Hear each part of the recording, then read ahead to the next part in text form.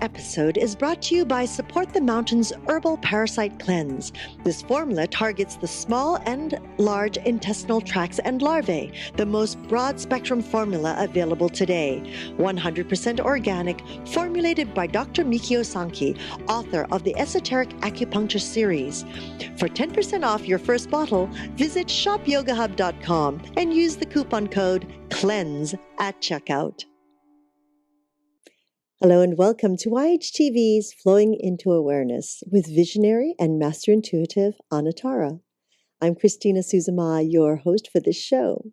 This is episode 45, Relationships with Animals. Change your life. Hello, dear Anatara.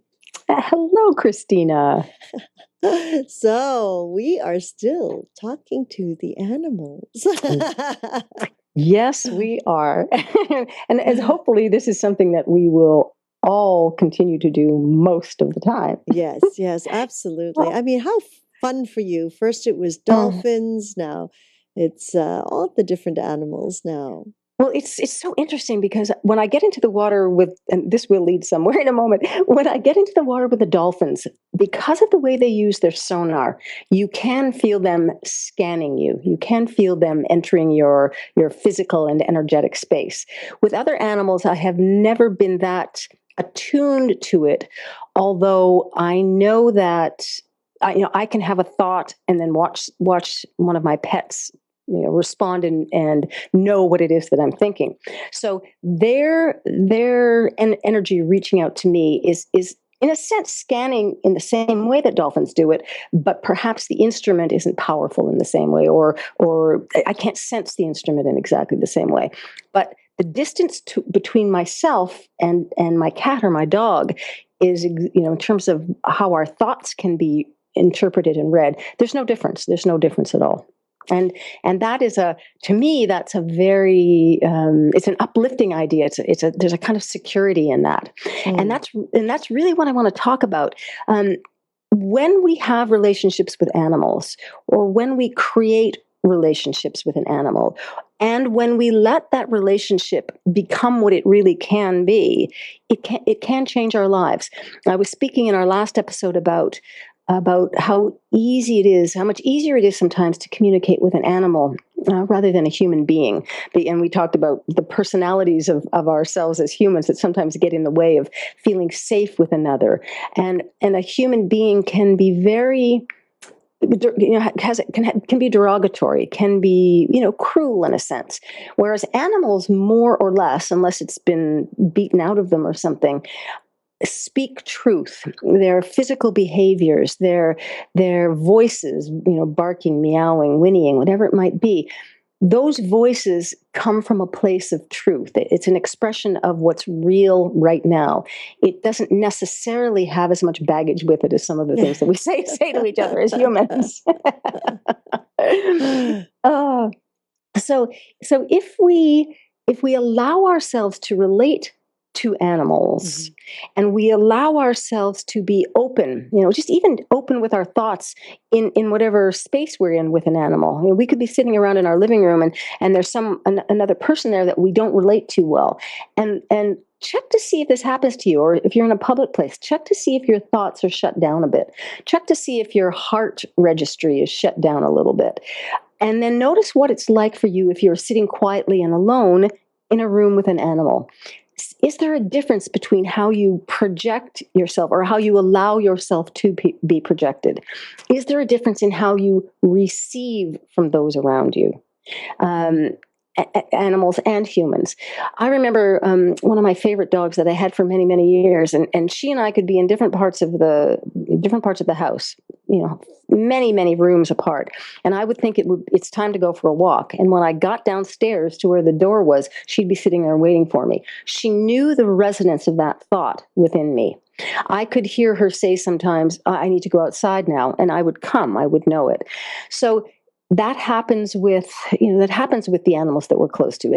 It can also happen with the people that we're close to, and we can utilize what we draw together. Learning about how our thoughts work, learning how those thoughts connect with something else as an animal to embellish and help us with our human relationships.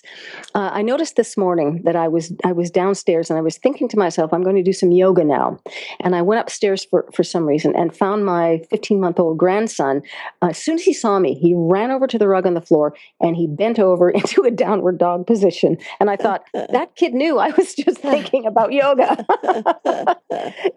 So for those of us that are open, as a small child is, as an animal, we hear the familiar thoughts and signals coming from each other. Okay.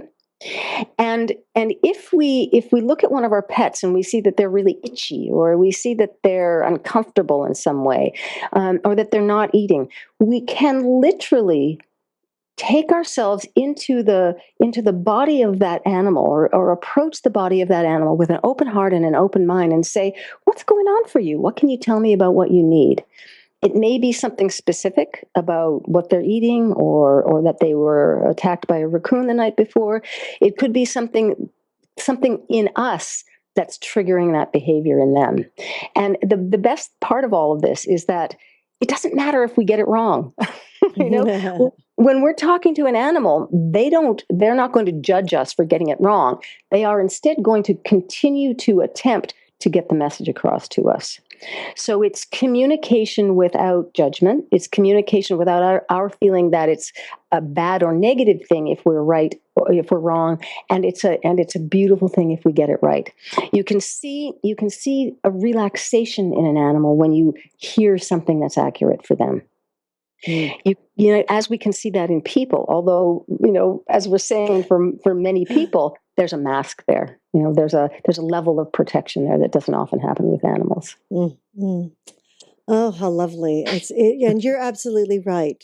I mean, they have this way of communicating or knowing our thoughts quite often, or I do recall the times when I've been a little bit down or low, and those are the days that the ball's brought to me. That's right. That's right. And it's like, now, now, can I just mope for a little while? No. Here, I can change this for you. I can show you another way to be feeling and thinking. Yes. That's really, really amazing, the way they do connect with us, and also how they almost choose us. Mm-hmm. You hear quite often when people go to the pound to rescue a dog or something, the dog that they may think that they want actually doesn't come to them. A different animal or dog or cat might be the one that actually comes towards them and plays. And they choose us because they are able to read those signals about where they're meant to be, who they are meant to be with to heal themselves and to heal the person, who they are meant to be with to continue something they've started before in another life, or to find a way through something that's going on in this life. We fall in as humans. We fall in love with someone else, and that all of those hormones sometimes get in the way of making the right choice. But with animals, it's not the same. With animals, there really is a meaningful and heartfelt connection that we can follow up on, and which will likely be exactly what's meant to happen for us and for them. Mm-hmm. Oh, it's so beautiful. I'm not saying don't fall in love. Just watch where those hormones take you instead. That's right. Oh, this is fabulous, Anatara. This is, yes, animals and communicating and having them in our presence is really lovely. Mm-hmm. It's really lovely and peaceful. Yeah. Oh, very peaceful. And if we remember that every animal has as much to tell us about, to inform us about, as everything else in our lives, then you sort of start to look at the animals that even just pass you on the street in a different way. Mm-hmm. And you give them the benefit of realizing how spiritually and emotionally intelligent they really are. Mm-hmm. Mm-hmm. Yes, it always makes you wonder when your dog is not a barker and suddenly they're barking at someone. You go, definitely. What? Definitely. Like, why? What are you trying to tell me? You're right. Oh, thank you so much, Anatara. This is another wonderful moment talking to the animals. Go cuddle up to some furry friend. Yes, we'll have to start calling you Ms. Doolittle. And of course, we would like to thank each and every one of you for joining us in this new platform of education and information. We're grateful for your continuous support and look forward to hearing your feedback on how we can serve you better. You can connect with Anatara by following her on Twitter @Anatara, and of course through her own website, anatara.ca. Anatara.ca. We look forward to your comments, suggestions, questions. Please give us a call at 818-LETS-TALK. 818-LETS-TALK. Until next time, namaste.